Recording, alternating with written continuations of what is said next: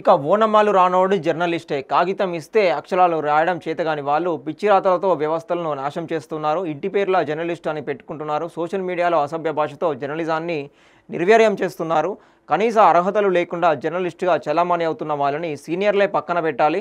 Media సమావేశాల్లో కాలు మీద కాలేసుకునే ఆ జర్నలిస్టులను చూస్తే కొట్టాలనిపిస్తుంది. ఇక నవ తెలంగాణ 10వ వార్షికోత్సవంలో సీఎం రేవంత్ ఇక జనవరి 4 నుంచి 4000 మెగావాట్లు.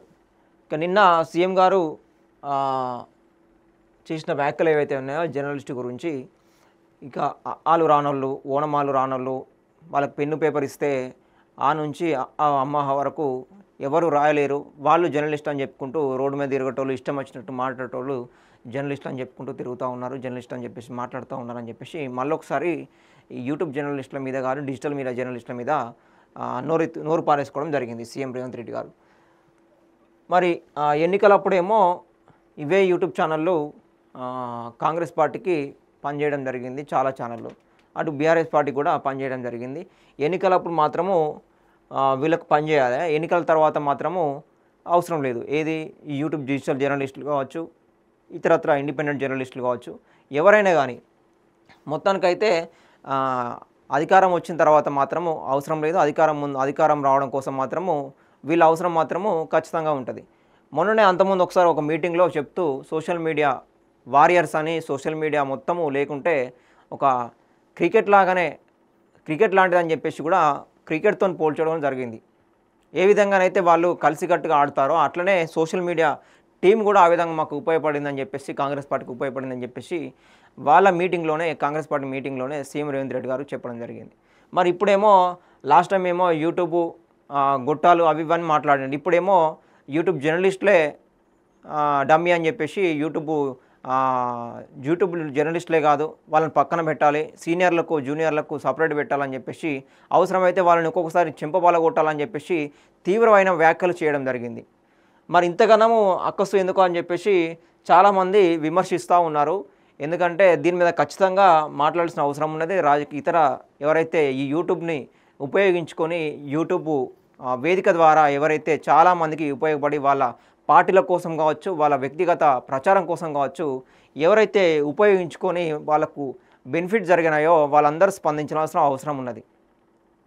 అది ఏ పార్టీ అయినా కానీ ఓడిపోయిన తర్వాత కేటీఆర్ గారే మేము ఒక 330 ఛానళ్ళు ఎక్స్ట్రా పెట్టుకొని ఉంటే మేమే గెలిచామని చెప్పేసి స్వయంగా చెప్పడం జరిగింది. అట్లాంటిది ఇప్పుడు డిజిటల్ మీడియా ఎంత కీలకమైందో మనం అర్థం చేసుకోవచ్చు.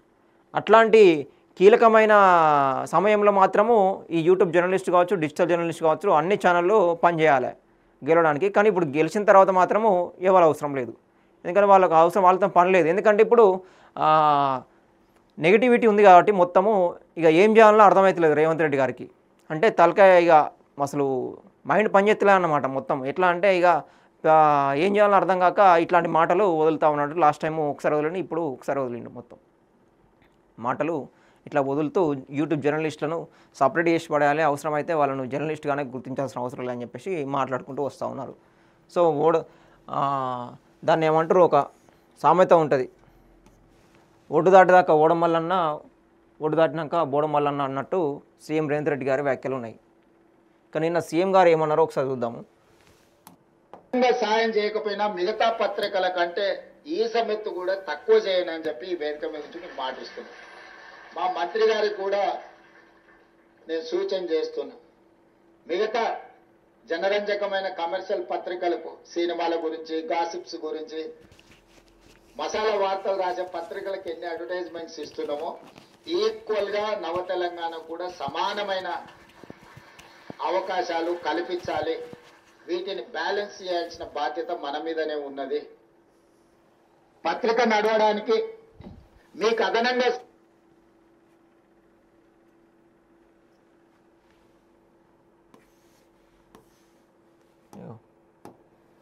ఎక్కువ ఆవారగా రోడ్ల మీద తిరగ, కానీ ఈరోజు అది ఏమీ లేదు. ఎక్కువ ఆవారగా రోడ్ల మీద తిరిగేటోడు, ఎక్కువగా తిట్లొచ్చినోడు, ఏదంటే అది మాట్లాడేటోడే ఈరోజు జర్నలిస్ట్ అనే ముసుగు తోడుకొని సోషల్ మీడియాలో అందరి పట్ల అసహ్యకరమైన భాషను ఉపయోగించే పరిస్థితులు వచ్చినాయి. అందుకే ఈరోజు రాజకీయ పార్టీ నాయకులుగా మేము మాట్లాడితే మీరు కూడా అప్పుడప్పుడు మాట్లాడతారు కదా సార్, మరి మీ సంగతి ఏందని అడుగుతారు. మరి అవతల అట్లా మాట్లాడితే సమాధానం ఎట్లా చెప్పాలో నాకు దారి దొరకడం లేదు. కానీ ఈరోజు అది ఏం సో ఇట్లా మాట్లాడడం జరిగింది. రోడ్డు మీద దిగేటోళ్ళు అవారగాళ్ళు మొత్తము యూట్యూబ్ జర్నలిస్టులు అయ్యి జర్నలిస్ట్ అని చెప్పుకుంటూ తిరుగుతూ ఉన్నారని చెప్పేసి మాట్లాడుతూ ఉన్నారు. ఎవడు పడితే వాడు లోపలికి వచ్చేసి మీకంటే ముందుగాల ముందల కూర్చోలో కూర్చుంటాడు. ఇంతకుముందు నేను చూస్తాను, ఒక 15 సంవత్సరాల క్రితం నేను ప్రజాప్రతినిధిగా ఎన్నికైనప్పుడు పత్రికా సమావేశాలు పెడితే సీనియర్ రాగానే సీనియర్ జర్నలిస్ట్ ఏ పేపర్ అయినా ఉండని, లేకపోతే ఏ టీవీ అన్నా ఉండని, జూనియర్స్ ఎవరైనా ఉంటే సీనియర్స్ వస్తే ముందల సీట్లో కూర్చున్న వాళ్ళు కూడా లేచి వాళ్ళకి సీట్ ఇచ్చి వెనక్కి వెళ్ళి కూర్చునే వాళ్ళు. ఒకవేళ సీట్ లేకపోతే పక్కకు నుంచొని నోట్ చేసుకునేది.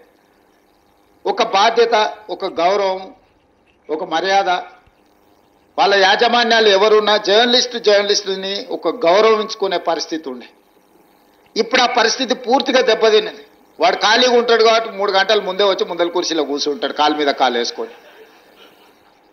వాడికి ఆ వచ్చిన సీనియర్ జర్నలిస్టు వాళ్ళ జీవితాన్ని మొత్తం జర్నలిజంలో కలిపినరు. వాళ్ళు సిన్సియర్గా ప్రజా సమస్యల్ని విశ్లేషించడానికి, పరిశోధనలు చేయడానికి, వాళ్ళ జీవితాన్ని, ఆరోగ్యాన్ని ఫనంగా పెట్టి, కుటుంబాలను కూడా ఫనంగా పెట్టి ప్రజల సమస్యల్ని తెలుసుకోవడానికి ఎక్కడెక్కడనో మారుమూల ప్రాంతాలకు వెళ్ళి రోజుల కొద్దీ ప్రజలలో మమేకమయ్యే ఆ సమస్యల్ని తెలుసుకొని వాళ్ళు రాసిందన్న సంగతి, పాలకులు చేస్తున్న తప్పులను పట్టుకోవడానికి నిరంతరం శ్రమించి విశ్లేషించి, మన ప్రాంతంలో జరిగిన విద్యుత్ ఉద్యమాల వెనుక ఇంత కఠోరమైన దీక్ష జర్నలిస్టులది ఉన్నది. సరళీకృత విధానాలు వచ్చినప్పుడు ఆ సరళీకృత విధానాలు దేశ సంపదను పెట్టుబడిదారులు ఏ విధంగా కొల్లగొడతారని ఆనాడు విశ్లేషించిన జర్నలిస్టులకు ఈ రోజు వచ్చినోనికి వాళ్ళ గురించి ఓనమాలు కూడా తెలియని పరిస్థితి. వాళ్ళు వస్తే కనీసం కూర్చోమని చెప్పాల్సిన కనీస మర్యాద పాటించాలన్న ఇంగిత జ్ఞానం కూడా కోల్పోయిన వాళ్ళు ఈరోజు వచ్చి మేము పత్రికా సమావేశాలు పెట్టినప్పుడు ముందల వరుసలు కూర్చోవడం కూడా ధిక్కారంగా, మన మీదో లోకు అయినట్టు వాడేదో మన మీద పెత్తనాన్ని చెలాయించడానికి వచ్చినట్టు మన కళ్ళకు చూస్తుంటాడు. ఇంకా నువ్వు నమస్కారం పెడతలేవు, నన్ను చూసి తల ఉంచుకుంటలేవేందని. నాకైతే అప్పుడప్పుడు అనిపిస్తుంది దిగిపోయి పల్ల చెంపలు వలగొట్టాలని. కానీ పరిస్థితులు, హోదా అడ్డం వస్తుంటాయి. గతంలో జర్నలిస్టులను చూస్తే మర్యాద ఇచ్చి పలకరించి ప్రెస్ మీట్ అయిపోయిన తర్వాత వాళ్ళతో 10 నిమిషాలు మాట్లాడి మేము చెప్పిన దాంట్లో ఏమన్నా లోపాలు ఉన్నాయా, లేకపోతే మేము చెబుతున్న ఉద్దేశం ఇదే అని సో ఇట్లా నోరు వాసుకోవడం జరిగిందన్నమాట. అయితే నిజంగానే అయితే కొన్ని వ్యాఖ్యలు ఎట్లా చేయడం జరిగిందంటే, సీనియర్ జర్నలిస్ట్ ఉంటారు. ఇప్పుడు డిజిటల్ మీడియా పెరిగింది కాబట్టి జర్నలిస్టులకు డిమాండ్ కూడా పెరిగింది. అదేవిధంగా డిజిటల్ మీడియా ఇంపార్టెన్స్ కూడా పెరిగింది కాబట్టి ఈ ఏదైతే కవరేజ్ ఉన్నదో కవరేజ్లో భాగంగా చాలామంది జర్నలిస్టు కూడా రావడం జరుగుతుంది. దాంట్లో భాగంగా సీనియర్లు ఉంటారు, జూనియర్లు ఉంటారు, అందరు ఉంటారు. సో సీనియర్లు ఎవరైతే ఉన్నారో వాళ్ళకు నేను ప్రాధాన్యత ఇవ్వాల్సిందే, దాంట్లో కాదనలేము. ఎందుకంటే పత్రికా జర్నలిస్టులు ఉంటారు, వీడియో జర్నలిస్టులు ఉంటారు, చాలామంది ఉంటారు అక్కడ, ఇండిపెండెంట్ జర్నలిస్టులు ఉంటారు. సో నేషనల్ ప్రింట్ మీడియా ఉంటుంది, ఎలక్ట్రానిక్ మీడియా ఉంటుంది. కాబట్టి ముందు వరుసలో వాళ్ళని కూర్చొని వాళ్ళు దాంట్లో తప్పేం లేదు. కానీ ఒకరిద్దరు చేసిన మిస్టేక్స్కి అందరి మీద పడి అందరి మీద వ్యాఖ్యలు చేయడం మాత్రము ఇది కరెక్ట్ కాదని చెప్పేసి చాలామంది అనుకుంటూ ఉన్నారు. సో దీని మీద మళ్ళొకసారి కూడా ఈ వ్యాఖ్యలు ఏవైతే ఉన్నాయో తీవ్ర దుమారం రేపుతా ఉన్నాయి సోషల్ మీడియాలో.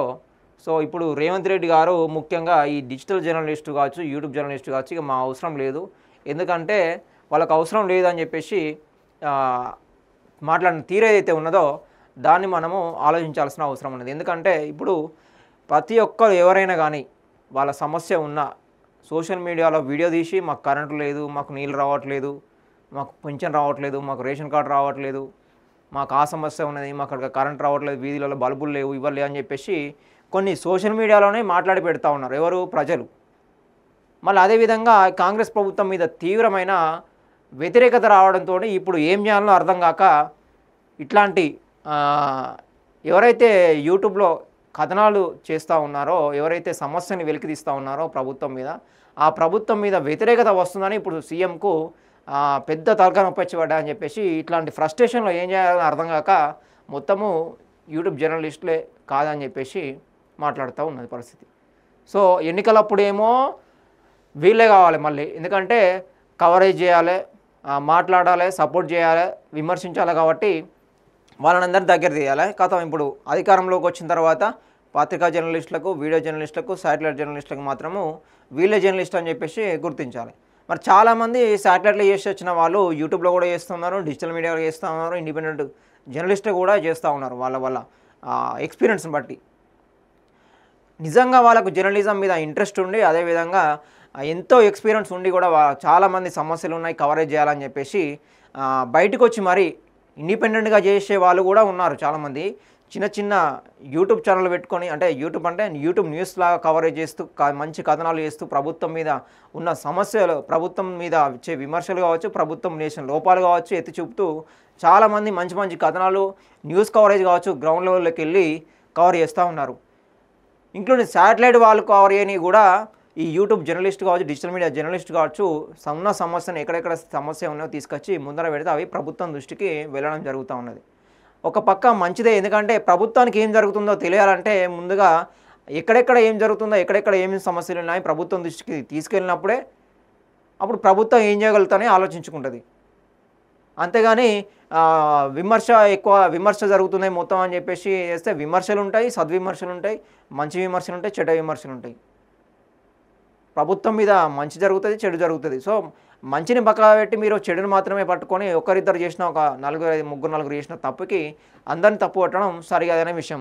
సో దీని మీద మరి ఎవరెవరు ఏమంటారో కూడా చూడాలి, ఎవరెవరు ఎట్లా రియాక్ట్ అవుతారో. మరి ఇతరత్ర పొలిటీషియన్స్ కావచ్చు, ఇతరత్ర సంస్థలు కావచ్చు, ఇతరత్ర ఇండిపెండెంట్గా చేసుకునే జర్నలిస్టులు కావచ్చు, అదేవిధంగా ఈ డిజిటల్ మీడియాలో చేసే జర్నలిస్ట్ కావచ్చు, దాని మీద తీసుకొని వాళ్ళు ఏ విధంగా స్పందిస్తారనేది చూడాలి. అంతకుముందు ఇవ్వండి, దీని మీద చర్చ జరగాలి. మీడియా మిత్రులకు కూడా నేను అడుగుతున్నా, మీ సంఘాలు ఏవైతున్నాయో సంఘాల నాయకులను కూడా అడుగుతున్నా, ఎవరో జర్నలిస్టులు లిస్ట్ ఇవ్వండి. జర్నలిస్ట్ అనే పదానికి డెఫినేషన్ ఏందో ఇవ్వండి. ఆ లిస్ట్ ఇది అంతకుముందు లాస్ట్ టైం జరిగిన అసెంబ్లీ సమావేశాలప్పుడు ఇది ఫస్ట్ టైం మాట్లాడింది. అప్పుడు దీంట్లో కూడా చెప్పండి యూట్యూబ్ గొట్టాలు అని చెప్పేసి ఒక పబ్లిక్ మీటింగ్లో జరిగింది. ఇప్పుడేమో అసెంబ్లీలో ఏమో యూట్యూబ్ జర్నలిస్ట్ అనే పదానికి, అది ఏంటి జర్నలిస్ట్ అనే పదానికే అర్థమైందో చెప్పండి అని చెప్పేసి అసెంబ్లీనే అడగడం జరిగింది. మరి ఎవరు జర్నలిస్టు, ఎవరు ఏందని చెప్పి ఎవరు డిసైడ్ చేయాలి? మరి ఆ లిస్టులో ఉన్న వాళ్ళు ఇట్లా తప్పు చేస్తే ఏం శిక్షిస్తారో మీరు నిర్ణయించండి. ఆ లిస్టులో లేనోడు జర్నలిస్ట్ కాడు, జర్నలిస్ట్ కానోడిని క్రిమినల్ కిందనే చూస్తాము. ఆ క్రిమినల్స్ని ఎట్లా ఇప్పుడు ఈ మాటలు ఏవైతే ఉన్నాయో, ఏది యూట్యూబ్ జర్నలిస్ట్ కానోడు, ఆ లిస్టులో లేనోడు జర్నలిస్ట్ కానోడు అన్నప్పుడు మరి అధికారంలో ఒక ముందు ఏదైతే మీరు ప్రచారం కోసం ఏదైతే యూజ్ చేసుకున్నారో ఇవే డిజిటల్ మీడియా జర్నలిస్టులు కావచ్చు, మరి అప్పుడు ఎందుకు సభలలో చెప్పలేదు? యూట్యూబ్ ఎవరైతే ఈ జర్నలిస్ట్ సోషల్ మీడియా జర్నలిస్టులు ఉన్నారో, డిజిటల్ మీడియా జర్నలిస్టులు ఉన్నారో ఆ లిస్ట్ ఒకటి మేము లిస్టు తయారు చేస్తున్నామని చెప్పేసి మరి ఈ లిస్టులో పెట్టండి అని చెప్పేసి మీరు అప్పుడున్న ప్రభుత్వానికి ఎందుకు చెప్పలేదు? మరి మీ పబ్లిక్ మీటింగ్లలోనేమో వాళ్ళకు ఇంటర్వ్యూలు ఇచ్చుకుంటూ, వీళ్ళకి ఇంటర్వ్యూలు ఇచ్చుకుంటూ, వాళ్ళకి బయటలు ఇచ్చుకుంటూ, వీళ్ళకి బయటలు ఇచ్చుకుంటూ ఏమో ప్రభుత్వం మీద విమర్శలు చేస్తారు. కానీ ఇప్పుడేమో ఆ లిస్టు తీసి ఆ లిస్టులో ఉన్న పేరు ఉన్నోళ్ళే జర్నలిస్టు, లిస్టులో లేని వాళ్ళు జర్నలిస్ట్ కాదని చెప్పేసి ఇప్పుడేమో సీఎం రేవంత్ రెడ్డి గారు ఇట్లా మాటలు వాడేసుకుంటా ఉన్నారు. ఎట్లా జవాబు చెప్పాలనో గట్లనే చెప్తాం. ముసుగేసుకొని వస్తే ముసుగు ఊడవీకి బట్టలు గుడ్డలు ఊడదీసి కొడతా అని చెప్తున్నా. నేను తమాషా చేయొద్దు. నేను కూడా మనిషిని, నాకు చీమునెత్తురుంది. అన్నిటికీ బరాయించుకుంటే తప్పులని అన్నిటిని మోసుకుంటే ఏదో కుర్చీలు ఉన్నా కాబట్టి ఊరుకుంటానేమన్నా ఏషాలు ఏదలుచుకురావు. అన్ని చట్టపరంగానే చేస్తా. చట్టాన్ని పరిధి నేను దాటను. ప్రతిదానికి ఒక శిక్ష, ఒక విధానం ఉంది. ఏది కూడా పరిధి శిక్షా విధానం ఉన్నదన్నారు కదా, శిక్షా విధానం ఉన్నది చట్ట ప్రకారము. దానికి ఒక లిమిట్ ఉంటుంది, దానికి ఒక భాష, జర్నలిజం భాష, దానికి ఒక పదాలు యూజ్ చేసేవి ఉంటాయి. దాన్ని మితి బీరిపోయినప్పుడు చట్ట ప్రకారం యాక్షన్ తీసుకోవడం మంచిదే. దాని ప్రకారం యాక్షన్ తీసుకోండి. కానీ దాంట్లో ఉన్న వాళ్ళ జర్నలిస్టులు, దీంట్లో ఉన్న వాళ్ళ జర్నలిస్టులు, ప్రశ్నించే వాళ్ళ జర్నలిస్టు, ఇట్లాంటివి కాకుండా ఎవరైతే మితిపీరిపోయి భాష యూజ్ చేస్తారో వాళ్ళ మీద యాక్షన్ తీసుకోండి. దానికి లిమిట్ ఎవరైతే క్రాస్ చేస్తారో దాని మీద యాక్షన్ తీసుకోవడం కరెక్టే. కానీ ఈ విధంగా లిస్ట్ తయారు చేసి దాంట్లో ఉన్న వాళ్ళు ఎవరైతే జర్నలిస్టులో మిగతా వాళ్ళు జర్నలిస్ట్ కాదని చెప్పేసి రోడ్డు మీద తిరిగిపోయేటోళ్ళు ఇష్టం వచ్చినట్టుగా మాటలు పెడితే మాత్రము ఇక సమాజమే చూసుకుంటుంది ప్రభుత్వాన్ని. దాటాను, ఎందుకంటే నేను ముఖ్యమంత్రిని.